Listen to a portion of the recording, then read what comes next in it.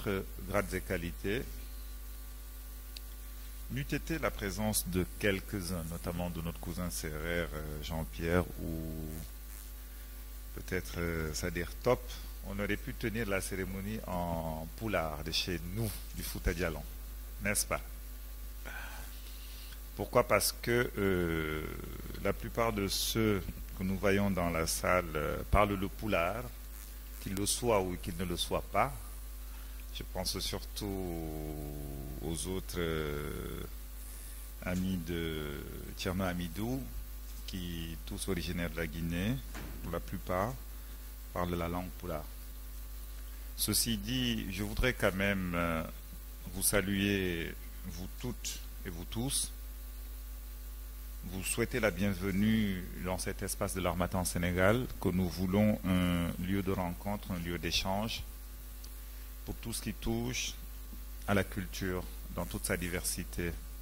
Culture en rapport avec le livre, bien évidemment, en rapport avec la musique, en rapport avec le cinéma, le théâtre.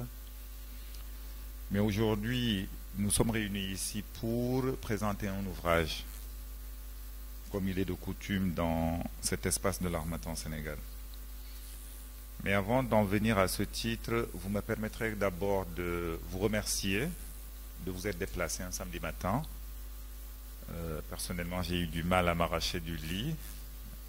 Pourquoi? Parce que voilà, j'ai un emploi du temps dont je n'ai aucune maîtrise. Et quand je n'ai pas de cérémonie, c'est le moment où j'éteins tout et je demande à ce qu'on ne me dérange pas. Mais j'ai pris beaucoup de plaisir à me trouver ici aujourd'hui pour le lancement de l'ouvrage de Thierno Amidou Ba, un livre que mon équipe et moi de l'Harmattan Sénégal avons également pris beaucoup de plaisir à faire pour deux raisons. La première raison, c'est que Amidou est passionné dans ce qu'il fait. Et quand il est arrivé, il avait déjà pris les dispositions pour que le livre que nous allons publier soit un livre de qualité.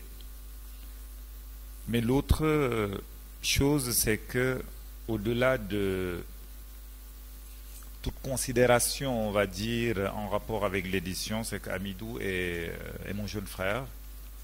Amidou s'est rencontré, on s'est connus et on s'est trouvé des liens de famille une fois qu'on a lancé le travail de publication du livre. Et c'est le jour de son mariage que je me suis rendu compte qu'on était familialement liés. Pourquoi? Parce qu'à ma grande surprise, j'étais venu assister à la cérémonie en tant que directeur de l'Harmattan, d'un auteur de l'Harmattan, et je rencontre à la maison un de mes oncles, celui qui m'a baptisé et dont je porte le nom. Et c'est lui qui m'a expliqué tous les liens qui unissent les deux familles. Et en cela, je prends beaucoup de plaisir à être là et puis je m'honore quand même de cette fraternité avec Thierno Amidou. Mais le plaisir surtout que nous avons pris pour la publication de cet ouvrage relève également de la thématique qui est traitée par le livre. Pourquoi? Parce que aujourd'hui, être sénégalais, hier j'étais au salon de coiffure pour me faire ma boule à zéro de la semaine. Et la coiffeuse me dit, mais monsieur Diallo, ça fait un moment que je ne vois plus vos enfants passer. Je lui ai dit, mais c'est normal. Maintenant, on les interdit de circuler parce que ils ont 8 et 9 ans. Avant, ils avaient la possibilité de sortir de la maison, d'aller à la boutique. Mais voilà, depuis quelques semaines, qu'ils ne peuvent pas sortir de la maison sans être accompagnés. Je lui dis, mais c'est normal qu'ils ne peuvent plus circuler. Pourquoi? Parce qu'il y a cette psychose de rapt d'enfants qui, malheureusement, fait l'actualité ici au Sénégal, chez nous, raison pour laquelle vous ne pouvez pas les voir. Et comme par hasard, Amidou décide de traiter d'une thématique aussi brûlante. Mais au-delà de ce phénomène de rapt d'enfants, c'est cette problématique qui est en rapport avec les enfants de la rue. De manière générale, communément appelés ici au Sénégal, talibés. Mais tous ceux qu'on voit dans la rue ne sont pas du tout tous des talibés. C'est un problème qui préoccupe au plus haut niveau les autorités de ce pays et que Amidou ait fait le choix de réfléchir sur la thématique en intitulant son ouvrage « La mystérieuse disparition du talibé », montre, si besoin en était, que le texte de Hamidou vient non seulement à son heure, mais le texte de Hamidou peut constituer un élément de réflexion pour aller dans le sens de trouver des solutions à cette problématique. Pourquoi? Parce que un problème posé, analysé et sur lequel on a déjà réfléchi constitue déjà un problème résolu à moitié. Et en cela, quand même, Hamidou, je tenais à te féliciter et à te remercier. Pourquoi? Parce que aujourd'hui, nul ne peut être indifférent à cette question qui, osons le dire, constitue une plaie béante dans dans le paysage du quotidien des Sénégalais. Il est impossible aujourd'hui de circuler dans Dakar sans être interrompu à tous les feux par des enfants qui demandent une obole. Certains, certes, étant des talibés, mais d'autres quand même, malheureusement, se trouvent intégrés dans un circuit de trafic mais inimaginable. Et les sociologues ont réfléchi là-dessus et ont essayé même de chiffrer, parce que les enfants que vous voyez dans la rue, c'est des milliards de francs CFA qu'ils rapportent par an. Pour vous dire que c'est une véritable problématique. Il y a déjà les sociologues qui ont réfléchi sur la question et que de manière romancée, que le jeune Hamidou ait décidé de réfléchir sur la question est quelque chose qui est à saluer.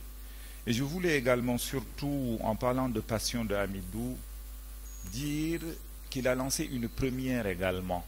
Pourquoi? Parce que le livre que nous avons en format papier est un livre qui est disponible en format audio. Spontanément, Hamidou s'est proposé d'abord de lire des passages de son ouvrage, de les partager sur les réseaux sociaux. Ce n'est pas pour rien que j'ai demandé à ce que la cérémonie que nous faisons là soit retransmise en direct. Pourquoi? Parce qu'il a un grand réseau de followers sur Facebook qui peuvent prendre part à cette cérémonie. Et le fait de faire le livre en audiobook ouvre des perspectives.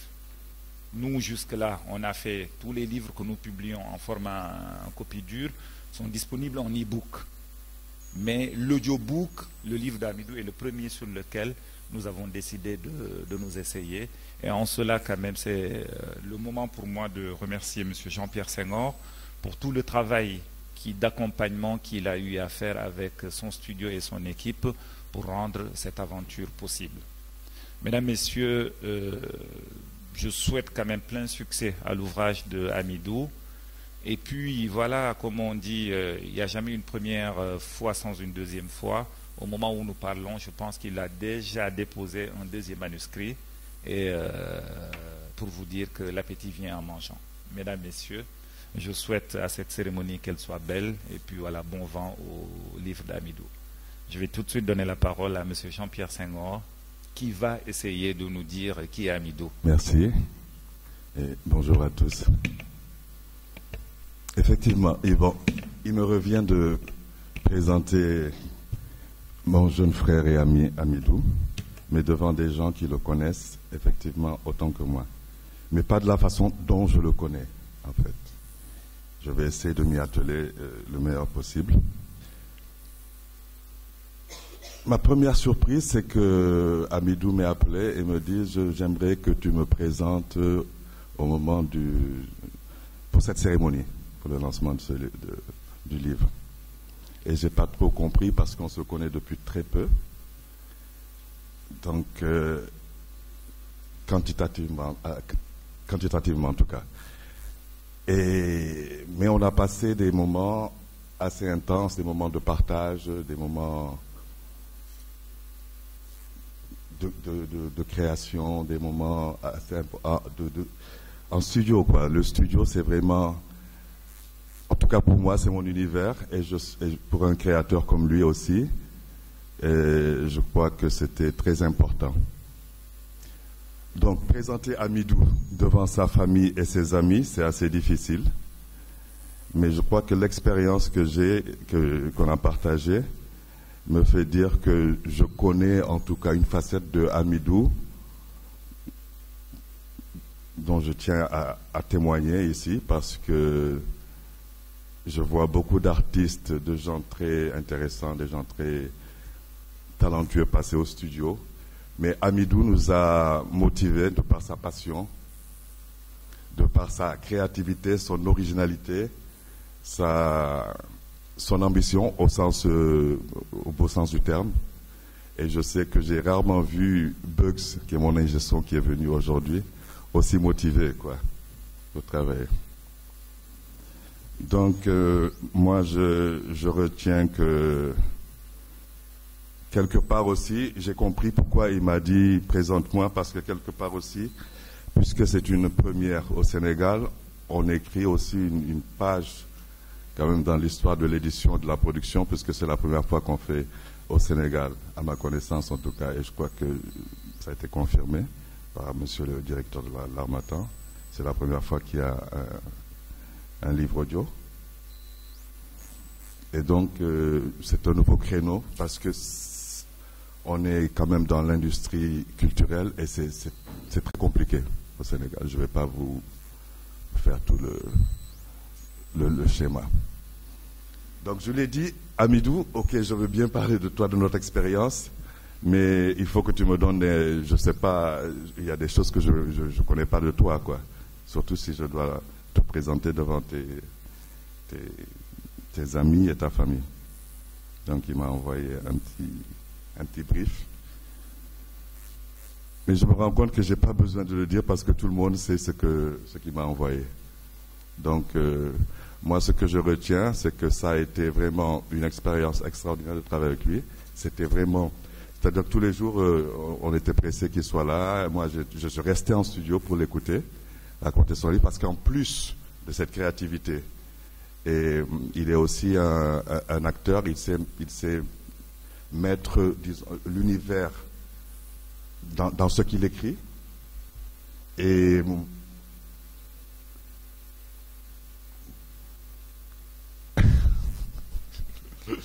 donc c'est ça. Et donc on était toujours en studio et voilà, il parlait, il racontait son truc. J'ai dit, moi je travaille avec des rappeurs, des slammeurs, mais cette fois je crois qu'il aurait pu faire une carrière d'artiste aussi, quoi, ou comme rappeur ou comme slammer. Peut-être même chanteur quelque part. Donc, je vais essayer de... Ah bon, il chantait aussi. Ah donc voilà, c'est ça. Non, je me suis rendu compte qu'il aimait le studio, qu'il aimait le micro, qu'il aimait enregistrer. Et après, il écoutait, il revenait, on se parlait au téléphone. Voilà, c'est un peu ce que je garde, quoi. Je me sens un peu comme un cheveu dans la soupe. Je crois que c'est ce qu'on dit parce que moi, c'est pas... voilà, je suis pas ici très à l'aise parce que moi, j'aime plus le studio, la création, être sur mes instruments et tout ça. Mais j'ai fait l'effort. Je ne pouvais pas dire non à Hamidou. Et je crois qu'ici, vous pouvez tous être très fiers, sa famille, ses amis, parce que c'est quelqu'un de qualité. Et je ne suis pas le genre à jeter des fleurs comme ça, quoi. Donc, Batiano Hamidou, parce qu'il faut quand même le présenter, puisqu'on est sur les réseaux sociaux et pour d'autres personnes, est né à Conakry, où il passe ses 14 premières années, avant de s'envoler pour la France. Terre d'accueil pour lui, pendant 11 années. Il termine ses études avec un master en économie de gestion. L'économie, les chiffres d'abord, mais Hamidou est avant tout un grand amateur de littérature et particulièrement de poésie. Avec les années et une plume beaucoup plus concise, il découvre une nouvelle passion, le roman. Un milieu beaucoup plus en vogue et compétitif. Après plusieurs essais, finalement, son premier roman, La mystérieuse disparition du talibé, est publié par l'Harmattan Sénégal.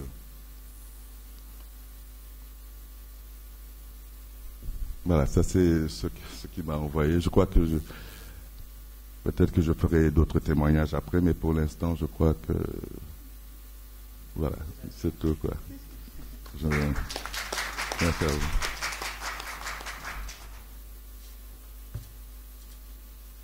Merci beaucoup, monsieur Monsieur Senghor, Monsieur le directeur de l'Harmattan Sénégal, Dr Abdoulaye Diallo, Monsieur Ba, auteur de l'ouvrage La disparition mystérieuse du talibé, Madame, Messieurs, chers invités. C'est un grand honneur pour moi de venir présenter cette œuvre de Monsieur Ba, œuvre que j'ai suivie depuis ses balbutiements jusqu'à ce qu'elle devienne ce qu'elle est. Parler de ce livre exige pour moi une double approche. D'abord, celle qui se veut journaliste, puisque je suis journaliste d'abord, c'est-à-dire essayer de coller tout à l'actualité, aux faits, à l'information que j'ai reçue. La mystérieuse mort du talibé est à ce jour, pour moi, l'expression la plus achevée d'un livre qui colle à l'actualité. Et je vais y revenir puisque Dr Diallo en a parlé. Ensuite, une approche critique, dans le sens non pas compris par la sagesse populaire, mais il s'agit ici d'une critique voilée du sceau de l'universitaire et qui vise à construire. Ici, je ne fais que reprendre Dr Abdoulaye Diallo qui dit qu'un bon livre doit être critiqué. Justement, en parlant de Dr Abdoulaye Diallo, permettez-moi d'adresser mes remerciements à toute l'équipe de l'Harmattan Sénégal pour l'immense travail qu'elle abat sans tambour ni trompette. C'est à travers cet ouvrage que j'ai réellement saisi votre formule, docteur. Écrivez, sortez ce qui est dans vos tiroirs et notre équipe se chargera d'en faire un livre. Pour en venir au livre, qui parmi vous dans la salle, qu'il soit parent d'élèves, auteur ou étudiant, n'a pas subi ce choc psychologique, cette psychose sur la barbarie des rapts et de tueries des enfants? Pour des raisons non élucidées, mais qui ressemblent fort bien à des sacrifices, en tout cas en lisant cette mystérieuse mort du talibé, nous comprendrons, du moins nous aurons une idée sur la mystérieuse disparition de nos enfants. Ça fait froid au dos. C'est dans ce sillage que je disais tout au début que cet ouvrage colle bien à l'actualité. Amidou a presque prophétisé ce qui se passe sous nos cieux, car cet ouvrage, les faits racontés dans le livre sont identiques à ce qui se passe dans notre société. Et pourtant, ces faits, tels qu'il les raconte, à travers sa forme fictive, sont antérieurs à ce phénomène de rapt et de tuerie des enfants. Là, je le dis parce que j'ai reçu personnellement le manuscrit de cet ouvrage, je pense, à la fin du mois d'octobre. À l'époque, on ne parlait pas de rapt ni de tuerie. Je me demande bien qu'est-ce qui a soufflé à Amidou que 3 ou 4 mois après, il y aurait ce phénomène. C'est ce qu'on appelle un romancier. Vous comme moi, chaque fois que nous sortons le matin ou le soir, nous rencontrons ces jeunes talibés. Ces jeunes dans la rue qui mendient et qui ne demandent que 100 francs, peut-être 50 francs. En tout cas, quoi qu'on leur donne, ils acceptent. Ces jeunes, nous les voyons et pourtant ils sont innocents. Ce qui se passe dans cet ouvrage, ce que nous montre Amidou et qui se passe actuellement dans notre société, on sent nettement qu'on a tendance à avoir une certaine violation de l'innocence des enfants. Un enfant, quel que soit son niveau d'intelligence, a le droit d'être innocent. Aujourd'hui, cette psychose et cette psychologie qui est en train de se passer dans nos pays montre comment l'enfant, de plus en plus, est en train de perdre cette innocence-là. Et je me dis qu'aujourd'hui, les sociologues devraient étudier sur ce fait. Un enfant qui perd son innocence, qui a peur dès l'enfance, qu'est-ce qu'il deviendra lorsqu'il aura 10, 12, 15, jusqu'à 18 ans? J'ai tendance à dire qu'un enfant, ou bien un adulte même, s'il est agressif, c'est parce qu'en réalité, il n'a reçu que de l'agression. Il n'a pas reçu d'amour, il n'a reçu que de la haine. Il n'a reçu que de la persécution. Et Amidou nous montre dans cet ouvrage qu'en fait, ce que nous voyons dans nos sociétés, ses origines, ce que vivent les enfants talibés. Quand j'ai lu cet ouvrage pour la première fois et que j'en ai parlé à un ami qui est aujourd'hui inspecteur du Trésor car formé à l'ENA, il m'a dit, j'aurais bien aimé savoir si l'auteur n'a pas été talibé. Je lui ai dit que ça m'étonnerait qu'il ne le soit pas. Et pourtant, c'est après avoir discuté avec Hamidou, parce que à travers cet ouvrage, nous sommes devenus vraiment de très grands amis. Et docteur, vous disiez tout à l'heure que Hamidou a un second manuscrit. Je vous dis qu'il m'a donné un troisième. Parce qu'il écrit vite, Hamidou. Il écrit vite, machallah, il a l'inspiration très très fertile. Je lui ai dit que le prochain ouvrage, parce que je me suis rendu compte qu'en fait, sur Facebook, il y a beaucoup de filles qui suivent en fait, oui, les chapitres qu'il publie là-bas. Et puisque les filles sont naturellement sentimentales, je lui ai dit qu'en tout cas, le prochain ouvrage devrait porter sur les sentiments, sur l'amour, sur cette passion. Il m'a dit que j'y réfléchis. Et je suis convaincu qu'il me donnera quelque chose. Maintenant, pour en revenir juste au fond, il s'agit d'un jeune talibé, Tcherno. Vous savez, les talibés, au-delà de leur innocence, les enfants de manière générale sont solidaires, mais aussi, ils se souviennent de tout ce que vous leur faites, que ce soit du bien ou du mal. Tcherno s'est souvenu que son ami Tanou l'a une fois sauvé. Pour que vous puissiez comprendre ce qu'il avait vécu, je vous fais juste écouter ceci, et qui est un travail excellemment bien fait de M. Senghor, parce que c'est pour la première fois, comme l'a dit Diallo, que je vois un ouvrage publié accompagné d'un e-audio. J'empruntais une contre-allée, une rue, que je n'aurais jamais dû choisir. Mais il s'agissait d'un raccourci, et j'espérais ainsi aller plus vite. Tandis que je me précipitais, d'un coup sec, quelqu'un me tira vers l'arrière en tenant vigoureusement le col de mon t-shirt. Le bandit m'entraîna de force dans une impasse. Un léger son s'échappa de ma bouche, mais je ne criais pas, glacé par l'effroi. La personne qui m'attaqua n'était pas seule. Son acolyte était resté en embuscade. À ce moment précis, comme je l'apprendrai plus tard, Moussa et Aliou étaient trop pressés pour attraper le dernier bus. Il avait donc refusé de faire demi-tour. Quant à Tanon, inquiet que je ne me sois détaché d'eux et saisi d'un mauvais pressentiment, avait décidé de refaire le chemin inverse à ma recherche. C'est ainsi, grâce à l'amour du Seigneur, qui remonta la rue que j'avais empruntée plus tôt. Dieu le guida exactement là où j'étais séquestré.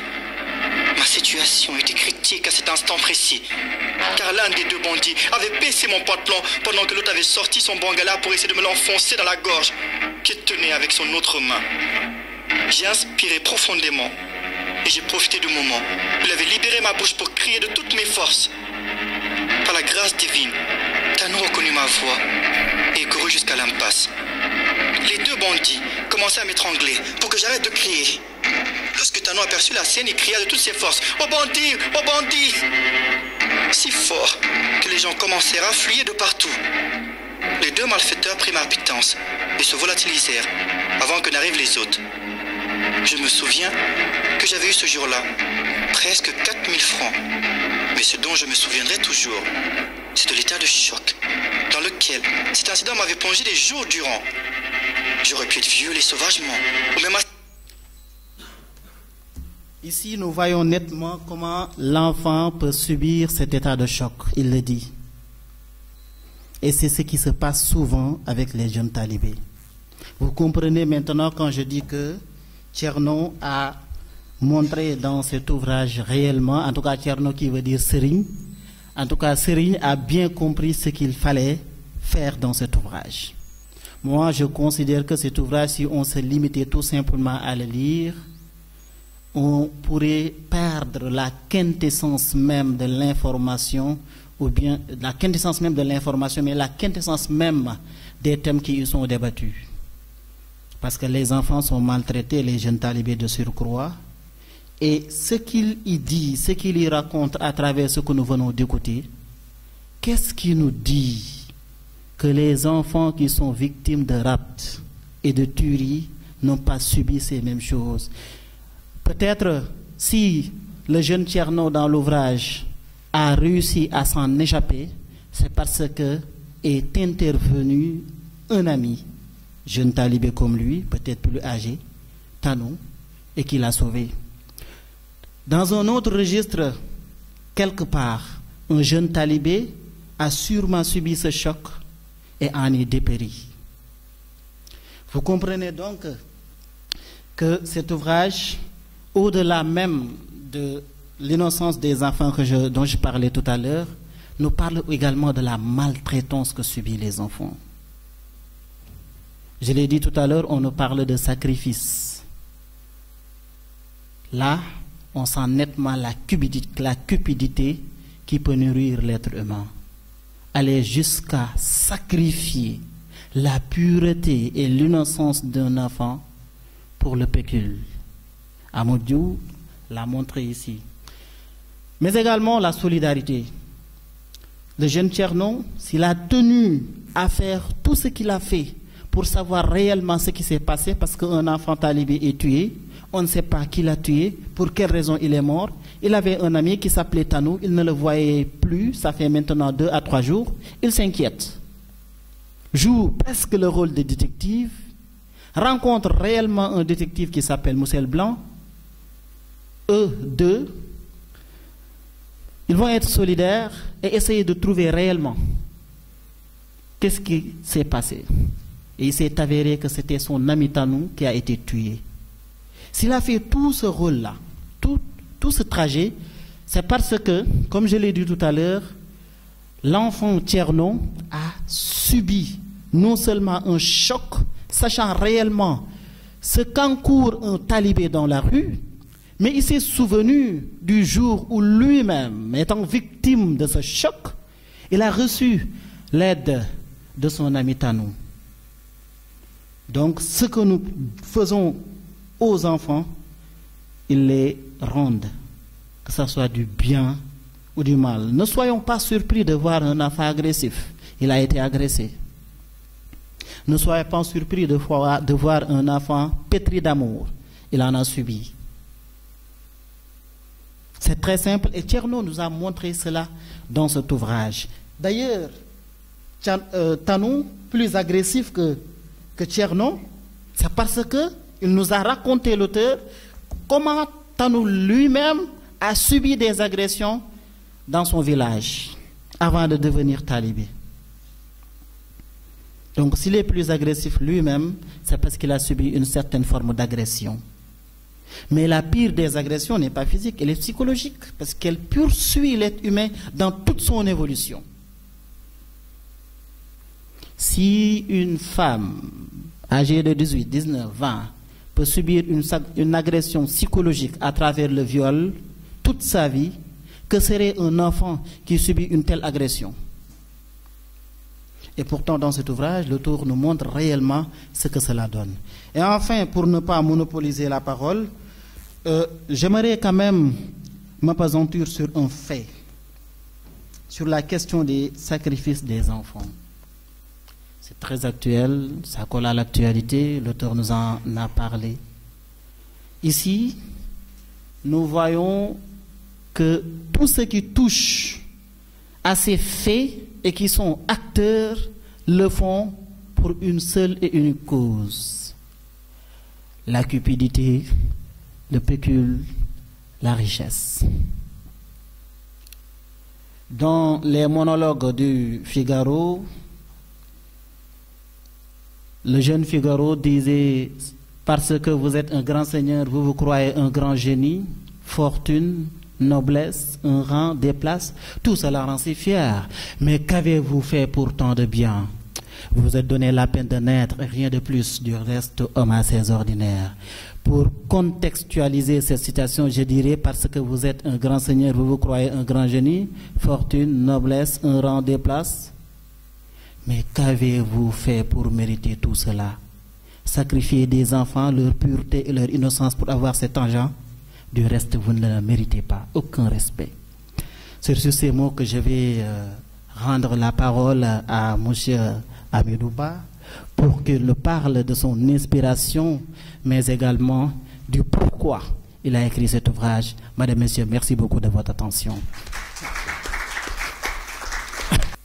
Mesdames et messieurs, famille et amis, je tiens à vous remercier d'avoir fait le déplacement pour venir. Là, je me sens un peu stressé alors que je fais tous les jours des vidéos. Mais là, c'est pas la même chose. Je suis face à un public, donc c'est une nouvelle expérience pour moi que je découvre avec beaucoup de bonheur. Donc, je vous remercie de vous être déplacés. Je remercie mes tantes, mes oncles qui sont là, ma grande sœur, mes grandes sœurs qui sont là. Je remercie une de mes meilleures amies, Oumou Diallo, qui a fait le déplacement de Conakry pour 2 jours, juste pour assister à l'occasion. Et puis, il y a mon beau-frère qui est dans la salle, que je remercie également, ainsi que de très très bons amis. Il y a Tidiane qui est là, Aïda, Sandra, et puis tant d'autres aussi qui sont là, mon collègue Taïrou. Donc, je remercie absolument tout le monde. Donc, pour parler un peu de ce roman, je pense qu'il faut parler un peu de son histoire. Et je tiens aussi également à remercier ma mère qui aurait vraiment, vraiment aimé assister à ce jour, mais malheureusement, elle a attrapé une grippe de dernière minute. Donc, on prie pour qu'elle se rétablisse très, très vite. Donc, pour parler un peu de ce roman, je pense qu'il faut dire quand est-ce que ça a commencé. Je l'ai écrit exactement l'année dernière, c'était au mois de juin. Je venais juste de revenir d'un très long voyage. Quand j'ai écrit ce roman, au bout d'1 mois et demi, je l'ai présenté à quelques amis, 2 ou 3 de mes meilleurs amis, et j'ai été assez surpris parce qu'ils m'ont dit non, ça, c'est pas bon, beaucoup de fautes, l'histoire commence trop vite, je pense que, je sais pas, ça accroche pas. Et moi, j'étais là, oh mince, je pense que finalement, je vais jamais devenir un écrivain finalement. Et puis, je suis rentré à la maison quelques semaines, enfin 1 ou 2 semaines plus tard, j'étais chez moi, et puis j'ai dit à ma mère, maman, j'ai écrit un livre qui fait 200 pages. Et là, j'ai vu dans ses yeux quelque chose d'extraordinaire, qu'on ne voit que chez une mère, en fait. Et à partir de ce moment-là, je me suis dit, non, ça doit voir le jour. Et je me suis remis au travail et j'ai fait quelque chose de très, très bien. Et puis, 6 mois plus tard, j'ai décidé d'envoyer ce roman à une maison d'édition, ça s'appelait L'Harmattan, voilà, Sénégal. Et puis, lorsqu'ils l'ont reçu, ils m'ont recontacté 3 semaines plus tard. Ils m'ont dit, écoutez, c'est une œuvre qui est très, très bien, mais il faut une certaine réécriture dessus. Et il faut contacter quelqu'un, des professionnels qui vont corriger un peu ce roman pour vous. Donc là, ça nécessitait bien évidemment de l'argent. Et je suis revenu voir la première personne qui a investi sur moi, c'était ma mère. Je lui ai dit, j'ai reçu le mail. Ils m'ont dit que c'est très bien, ça peut être publié, mais il faut de l'argent. Il faut 250 000 francs. Et elle m'a dit, à 2 chèques. Ce qui veut dire, ramène mon chéquier. Donc elle m'a fait le chèque. Et j'ai tout de suite contacté des professionnels qui ont corrigé le roman. Et juste après, je l'ai renvoyé à l'Harmattan. Et puis ils m'ont dit, félicitations, nous allons publier votre roman. Donc en fait, tout ça, c'est pour dire que il n'y a pas de gens incapables dans la vie. Il n'y a pas de gens qui ne valent absolument rien du tout. Lorsque vous voyez par exemple un fils ou un petit frère qui ne réussit pas, il ne faut pas vous dire qu'il ne vaut rien. Il faut vous dire que peut-être il n'est pas accompagné.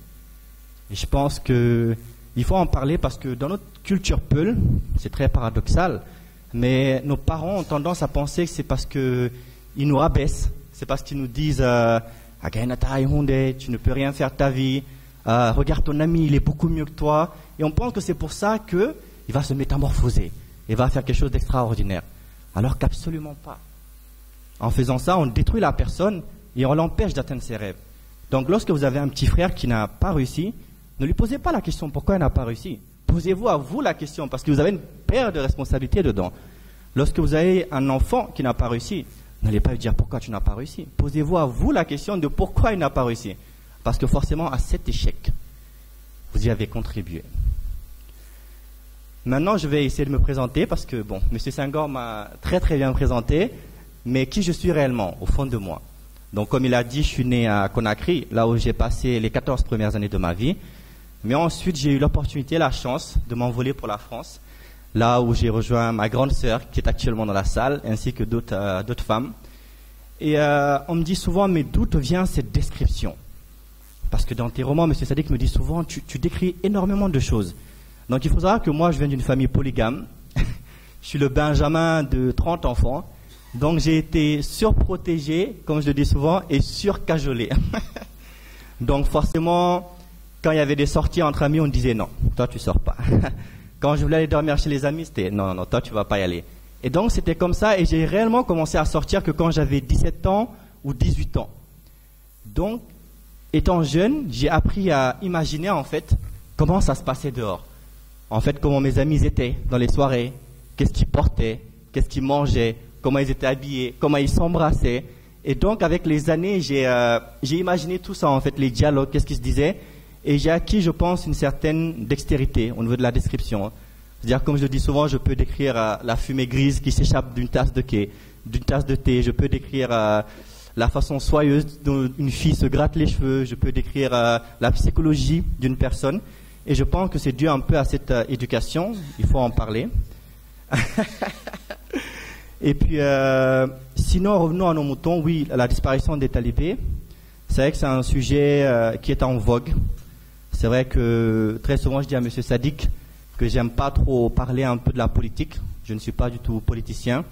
Mais lorsqu'on se penche sur la question, parce que moi, souvent, je réfléchis, je me dis, mais d'où vient le problème des talibés? Est-ce que c'est les marabouts? Est-ce que c'est l'État? Est-ce que c'est les mamans qui l'abandonnent? Mais lorsqu'on y réfléchit plus maturement, on se rend compte que le problème, il est très tentaculaire. C'est-à-dire que on peut accuser les marabouts, certes, mais si on se met à la place du marabout, tu as chaque mois des parents qui viennent verser 5, 10 enfants chez toi, et tu n'es pas financé par l'État, qu'est-ce que tu fais? Tu dis, écoute, sors dehors, je ne peux pas te nourrir, j'ai pas d'argent. Et lorsqu'on revient à l'État et qu'on se dit l'État ne fait rien, mais l'État, on est bien content. Moi, je suis très content d'habiter au Sénégal parce que nous avons une certaine sécurité.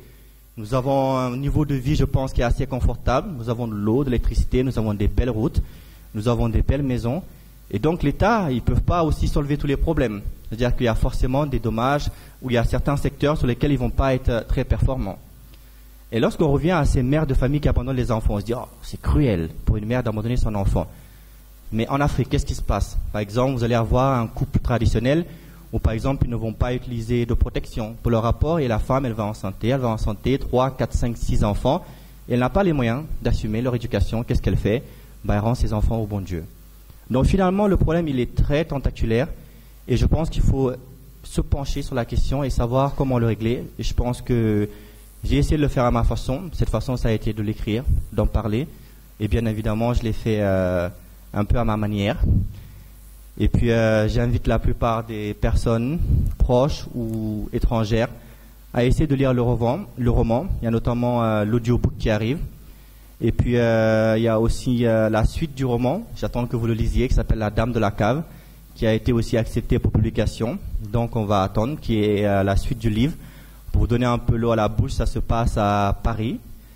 Et je voulais un peu parler de cette ville-là qui m'a accueilli pendant 11 ans, où j'ai vécu vraiment des choses extraordinaires, parce que l'histoire se passe à Bussy-Saint-Georges, dans le lycée dans lequel j'ai étudié, et dans des villes que j'ai connues.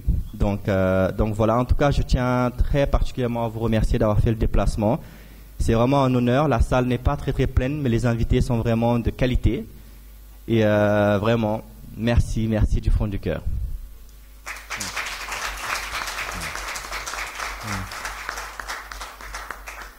Merci beaucoup, Hamidou. En tout cas, c'est une belle expérience. Moi, comme je l'ai dit, en tout cas, j'ai déjà une idée de ce qu'est ce roman et de ce que sera la suite, puisque je l'ai lu, relu et validé ici à l'Harmattan Sénégal. Donc, Madame, Messieurs, vraiment, c'était un plaisir d'échanger avec vous sur cet ouvrage de Hamidou Ba. Un très bel ouvrage, j'ai l'habitude de le dire. Lui, il sait que je suis un peu strict quand il s'agit d'écriture et de style.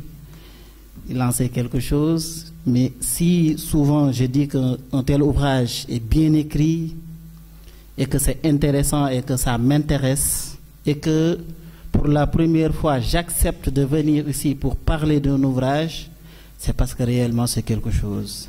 Parce que j'ai été formé dans une école où on nous demandait d'être très strict. Le hasard n'existe pas. Je viens ici, je trouve un confrère qui est compatriote à Hamidou, mais également confrère, et nous avons fait la même école. Il s'appelle Mamadou Yaya Baldé, ici présent, que je salue au passage. Juste pour vous dire que c'est un bel ouvrage. Vous qui êtes en tout cas proche et famille de... Vous qui êtes en tout cas proche et famille de Hamidou, vous pouvez être vraiment, vraiment fiers de lui. Mais avant de conclure, nous allons donner la parole au public, bien sûr. Ceux qui veulent prendre la parole, ceux qui veulent poser des questions, le micro est pour vous.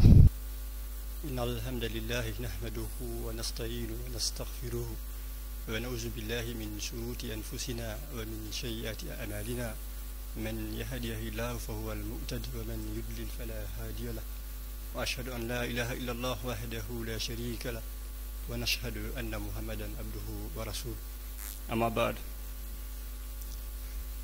La meilleure des connaissances est celle qui mène les hommes vers les hommes. C'est une conviction de l'écrivain malien Sédou Badian Kouyaté dans son livre Sous l'orage, que beaucoup d'entre vous certainement ont lu, ont pu dévorer.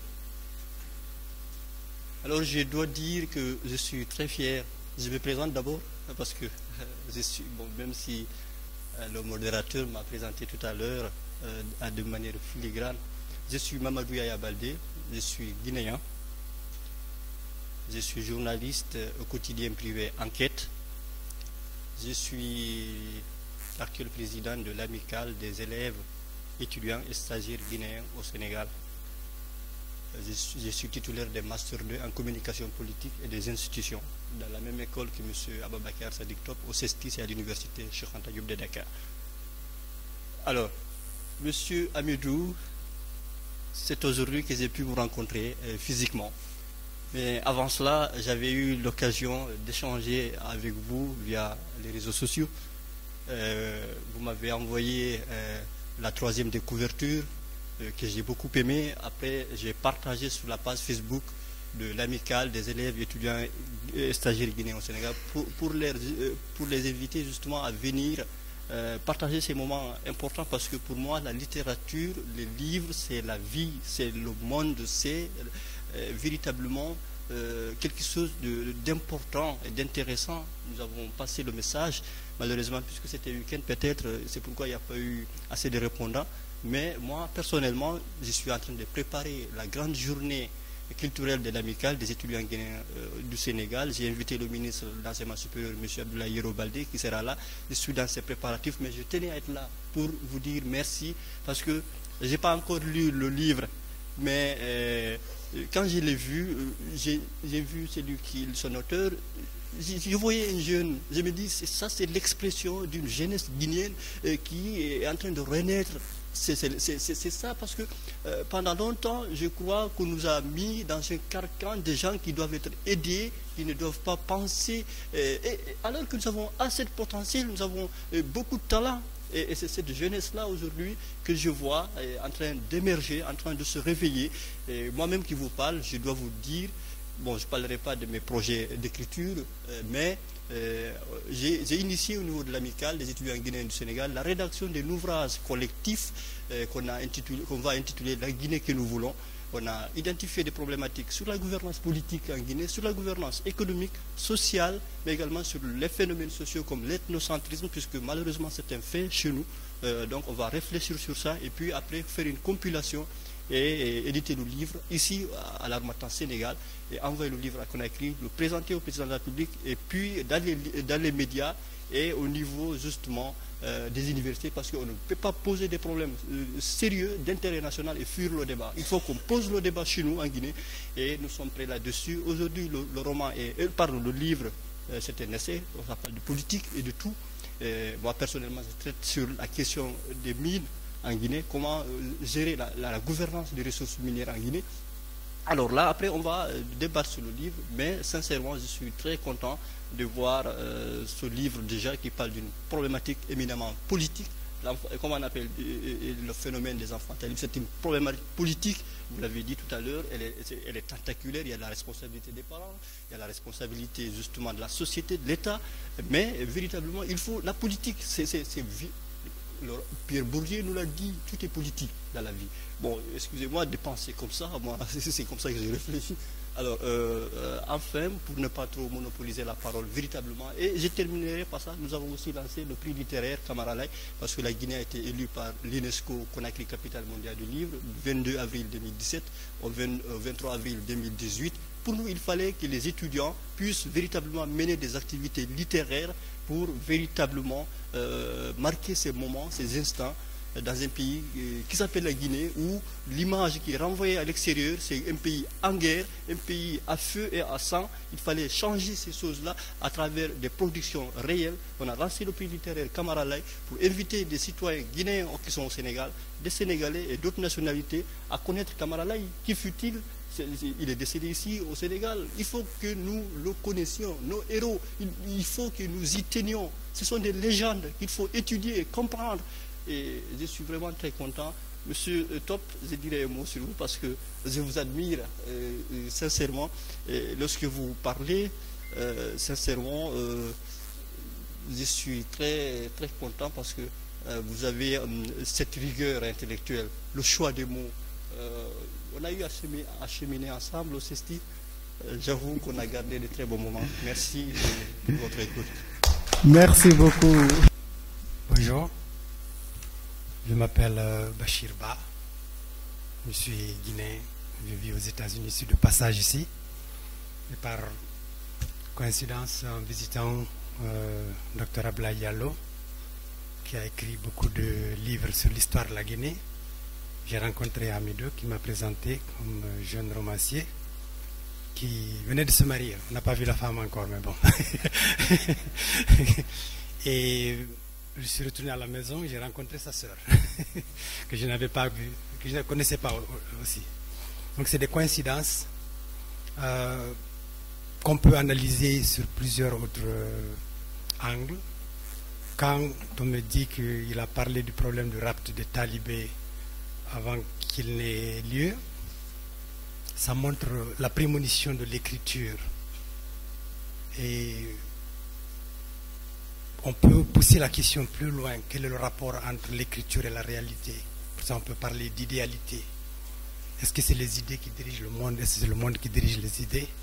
Une question très épineuse sur laquelle on doit réfléchir, surtout nous, Africains, pour qu'on comprenne qu'il n'y a pas de barrière entre le réel, l'imaginaire.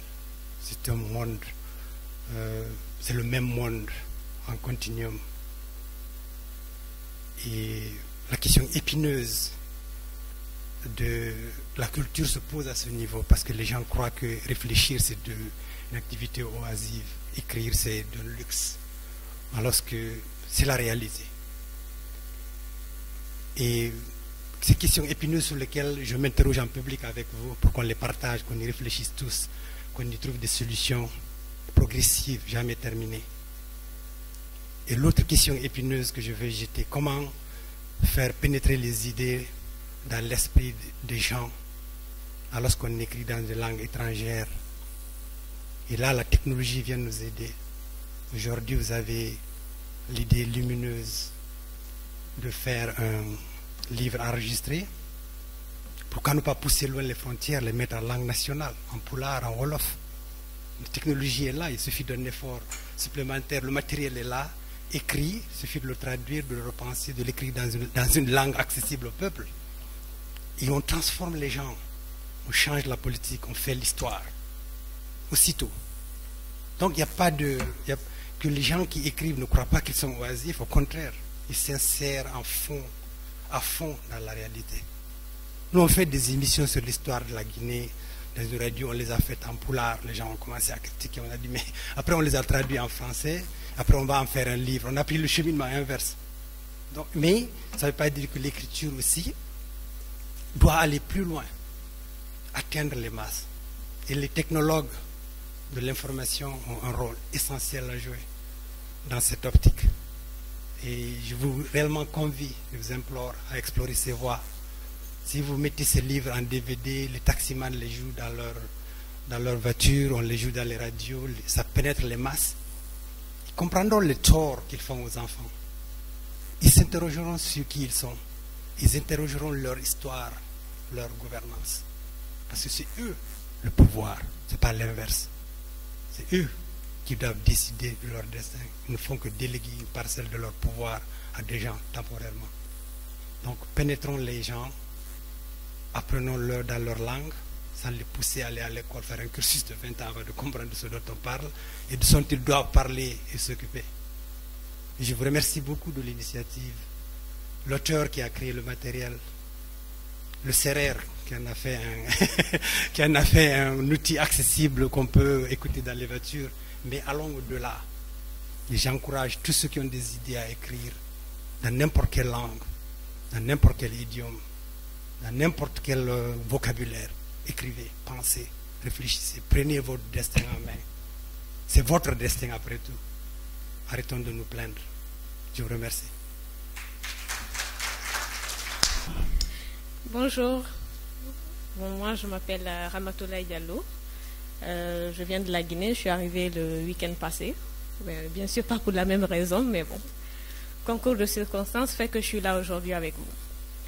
Alors Hamidou, tu ne me connais pas, mais moi je te connais depuis peu, à travers ton épouse, voilà, et c'est quand je le disais, alors c'est qui ton mari? Elle m'a montré Hamidou sur Facebook, elle m'a montré sa page.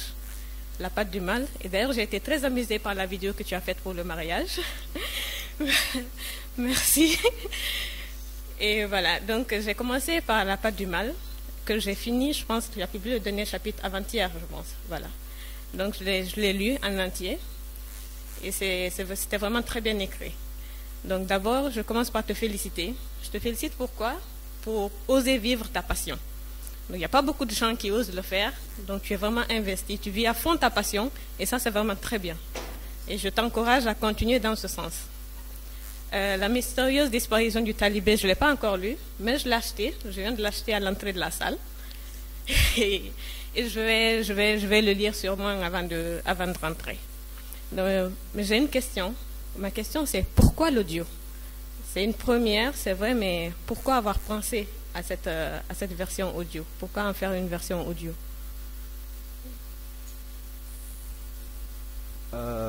Déjà, je tiens à te remercier, Ramatoulaye, de t'être déplacé pour l'occasion. Merci beaucoup, merci des compliments, j'apprécie. Donc en fait, l'audiobook, je l'ai connu quand j'étais en voyage à Dubaï, où je suis parti pour 5 mois en immersion pour apprendre l'anglais. Et donc pour un peu améliorer, pour un peu faciliter la chose, j'ai commencé à lire des romans. Et il y a un de mes professeurs avec qui j'avais une excellente relation qui m'a montré un site à travers lequel en fait il y avait l'audiobook. Et donc en fait je lisais l'anglais et en même temps j'écoutais par derrière en fait l'audio. Ça m'a beaucoup aidé dans mon anglais, mais j'ai découvert cet univers qui était nouveau pour moi. Et forcément lorsque j'ai écrit, j'ai voulu tout de suite l'adapter. Surtout que j'aimais beaucoup la personne qui narrait, elle m'a beaucoup... je me suis imprégné en fait de sa façon de parler et c'est de là que m'est venue l'idée de faire l'audiobook. Ensuite, je pense qu'il faut aussi innover. Il faut innover, comme il a dit Monsieur Diallo, Monsieur Sadiq, c'est la première fois qu'on le fait au Sénégal. C'est la première fois qu'on le fait même, je pense, en Afrique de l'Ouest. Et c'est très dommage parce qu'en Angleterre, c'est déjà très répandu, aux États-Unis, en France et pas en Afrique. Et c'est très dommage parce qu'à chaque fois, on est obligé de suivre les tendances. On n'est pas les initiateurs, on n'est pas les investigateurs des choses. Et je pense qu'à un moment donné, il faut que ça change. Donc pour le moment, on essaie de suivre le rythme, d'adapter les choses. Mais il faudrait que dans l'avenir, on essaie de trouver nous-mêmes quelque chose en fait qui n'a pas déjà été fait, expérimenté à l'étranger. Ça serait vraiment, je pense, une excellente chose. Bonjour, je suis Madame Wan Issa Gaba. Je suis cette grande sœur qui ne le laissait pas sortir, je vais dire. Donc, je vous remercie tout d'abord.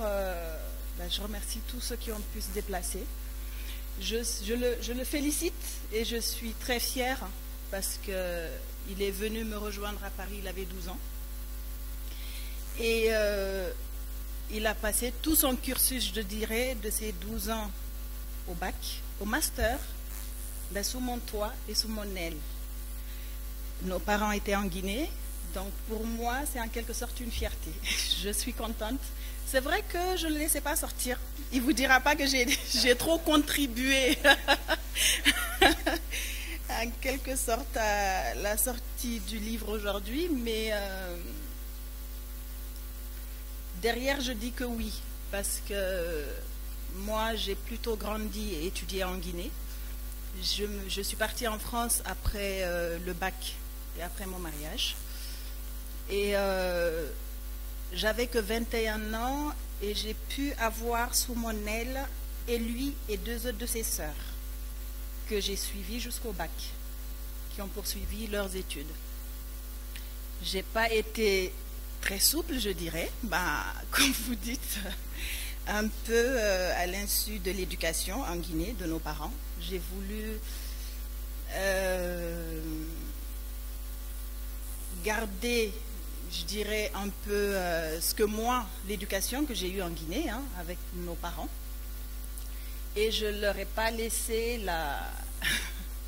je dirais pas la vie trop facile. Ils ont toujours eu ce qu'ils voulaient. On demandait tout à l'heure s'il n'a pas été talibé. Je dirais il n'a pas vraiment été talibé parce que, comme il dit, il a été éduqué par ses sœurs. Donc ça a toujours été le bébé, le petit chou de la maison, je dirais.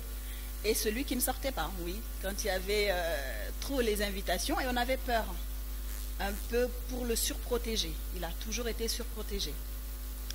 Je suis fière aujourd'hui parce que pour moi, c'est celui que je vois bébé, je dirais, qui a grandi. Ce livre, La mystérieuse disparition du talibé, j'ai eu un extrait bien avant sa sortie. Je l'ai lu.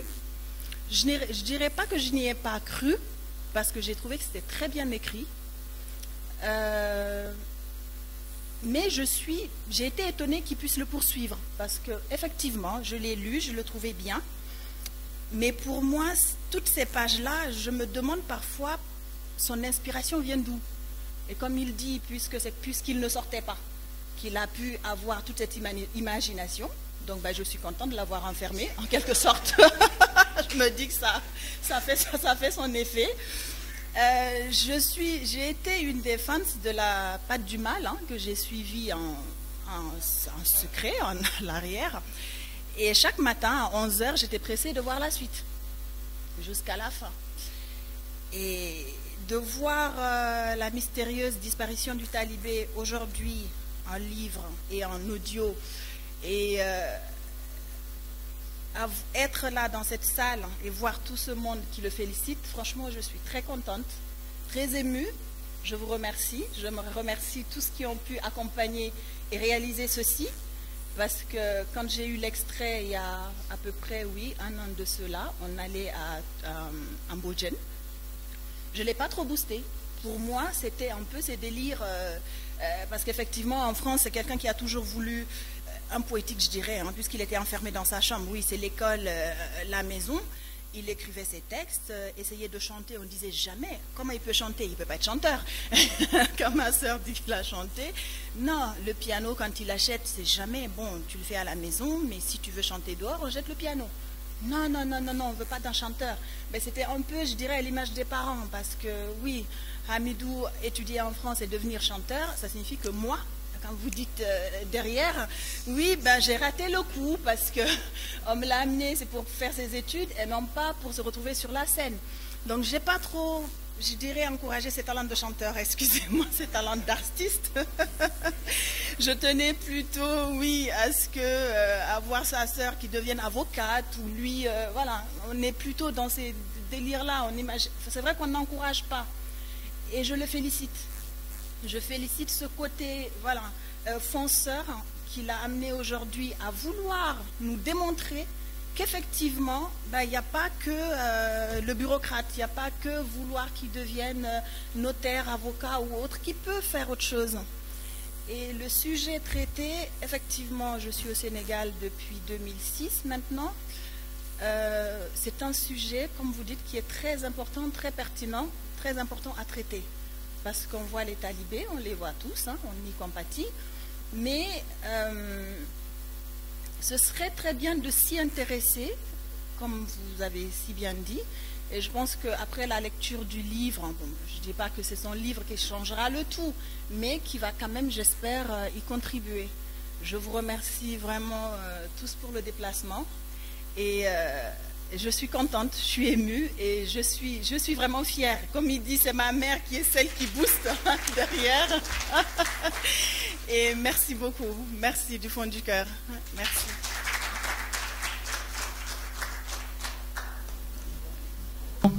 Qu'est-ce qui vous a poussé à venir de la Guinée au Sénégal pour cette cérémonie de dédicace?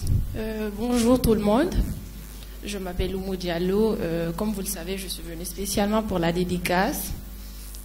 Hamidou, avant tout, c'est mon grand frère. Donc, je fais partie de l'une des premières personnes à lire l'ouvrage, bien avant qu'il soit même publié. Et donc, j'ai été subjuguée par l'ouvrage. Ça m'a plu.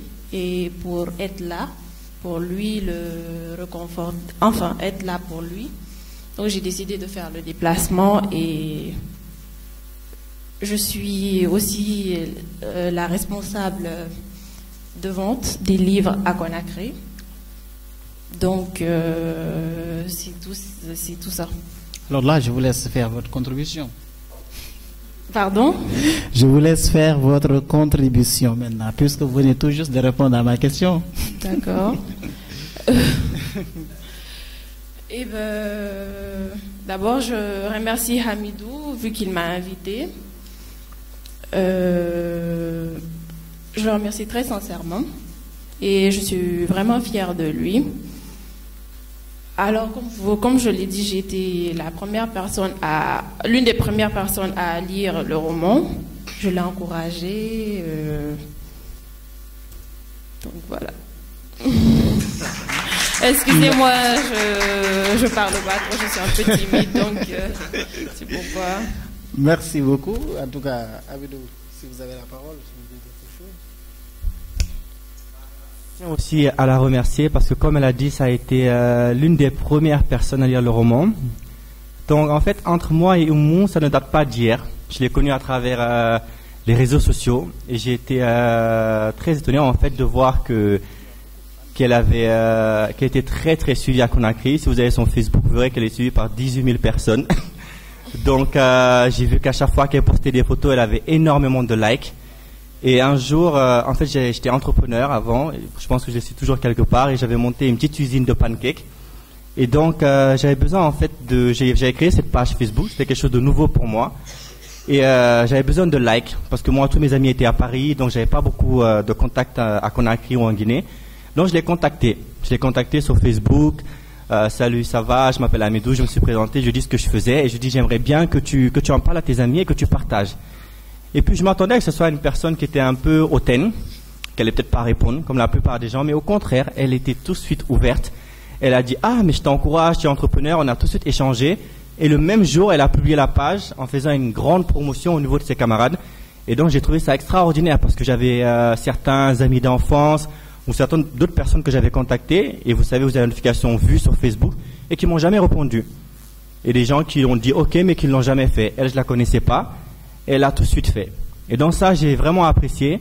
Et depuis ça, Notifo, c'est vraiment une personne extraordinaire. Merci. Et depuis ça, en fait, à chaque fois que je fais quelque chose, je la consulte. C'est devenu une très bonne amie, une petite sœur. Donc le premier roman, je lui ai envoyé, malgré les fautes, malgré tout ce qu'il y avait, elle a lu en intégralité, elle m'a envoyé un rapport de lecture, elle m'a beaucoup encouragé. Donc tous mes romans que j'écris, à chaque fois que j'écris un chapitre, je contacte Oumou, je lui envoie le premier chapitre. Elle me dit comment elle trouve, et ainsi de suite jusqu'à la fin. Donc c'était l'une des premières à découvrir La Patte du Mal avec ma femme, mon actuelle femme, qui est vraiment extraordinaire aussi, que je tiens à remercier parce que ça, on dit souvent que derrière chaque grand homme, il y a une femme. Moi, c'était ma mère toute ma vie parce que c'est ma confidente et ma meilleure amie.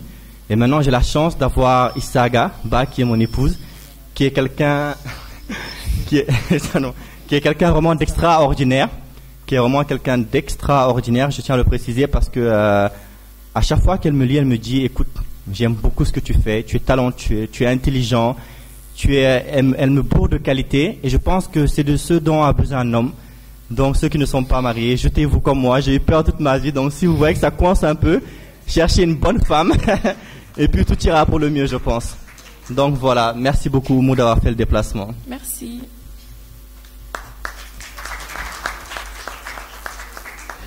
Merci beaucoup à Hamidou, merci beaucoup à Oumou également. S'il n'y a pas un autre intervenant, nous mettons fin à cette cérémonie tout en invitant au public d'acheter le livre, mais d'écrire. Écrivez. Tout ce que vous écrivez, s'il y a une cohérence, le reste se fera. ici à l'Harmattan Sénégal. Merci beaucoup en tout cas d'avoir assisté à cette cérémonie de dédicace. Merci beaucoup également à Madame Ba, grande sœur de Hamidou, pour tout l'amour que vous lui avez donné et que cet amour aujourd'hui qu'il essaie de dispenser à son niveau aux personnes qu'il rencontre, et ce qui fait aujourd'hui qu'on a cet ouvrage. Merci beaucoup d'avoir assisté à cette cérémonie et à la prochaine.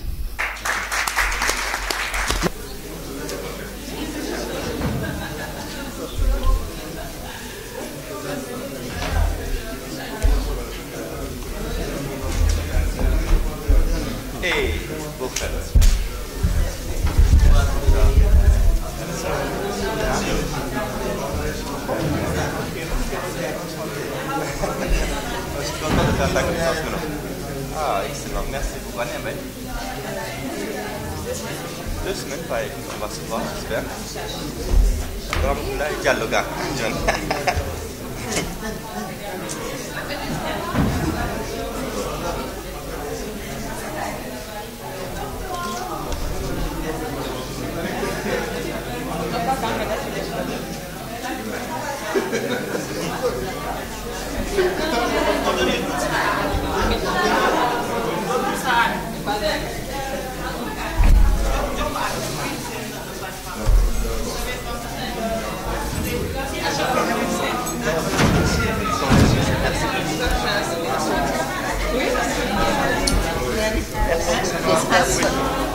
Merci beaucoup. Merci. Félicitations.